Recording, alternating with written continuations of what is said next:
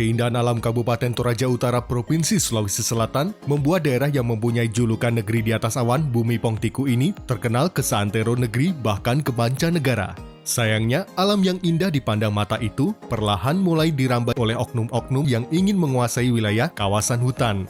Seperti yang terjadi di Gunung Sesean, salah satu wilayah yang masuk dalam kawasan hutan lindung yang mulai diratakan dan digunduli oknum yang tidak bertanggung jawab. Padahal, di atas ketinggian 1.800 kaki dari permukaan laut, Gunung Sesean yang terletak di Kecamatan Sesean, Suloara ini seharusnya dijaga karena masuk dalam wilayah kawasan hutan lindung. Parahnya, di dalam kawasan hutan lindung yang dilindungi negara tersebut telah dibuatkan pembukaan jalan yang diduga sumber dananya dari APBD Toraja Utara.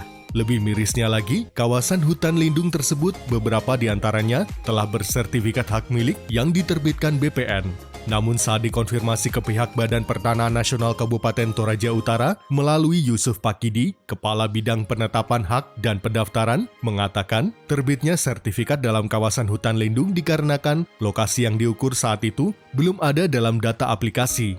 Lebih lanjut, Yusuf Pakidi mengungkapkan bahwa kepemilikan sertifikat dalam kawasan hutan lindung sudah diminta kepada pemiliknya untuk dikembalikan ke BPN untuk pembatalan kepemilikan sertifikat. Diketahui penyerobotan kawasan hutan lindung di Gunung Sesean, Kecamatan Soloara, beberapa bulan lalu telah dihentikan pihak kehutanan melalui UPT KPA Sadang 2. Sayangnya, tak satupun pelaku penyerobotan kawasan hutan lindung yang tersentuh hukum.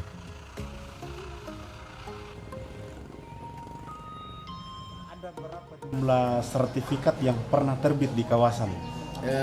Kan yang ada yang kita sudah data tapi jumlahnya saya lupa, tapi yang jelas itu yang ada sudah ada beberapa itu yang kita sudah indikasi masuk kawasan hutan, dan kita mohon kepada pemegang haknya untuk dengan sukarela untuk membatalkan sertifikat itu. Nah, ini kan sudah terbit sertifikat, Pak. Ya, sudah. Sertifikat Prona atau gimana, Pak? Ya, program-program Prona dulu dengan UKM kalau tidak salah. Jadi zaman itu kan memang belum terpasang di aplikasi, belum teridentifikasi mengenai batas-batas kawasan hutan. Nah, setelah ada data dari pemetaan dari pihak kehutanan diberikan ke BPN, akhirnya sudah bisa terbaca, akhirnya kita identifikasi untuk dimohonkan kepada pemegang hak untuk dikeluarkan. Berarti sebelumnya tidak pernah ada koordinasi dengan kehutanan atau kawasan?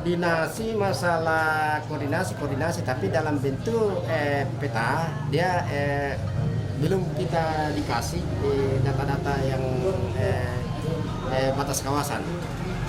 Jadi setelah adanya data yang diberikan oleh pihak kehutanan, baru kita bisa baca kalau misalnya ada permohonan di situ yang mau diterbitkan sertifikat terbaca.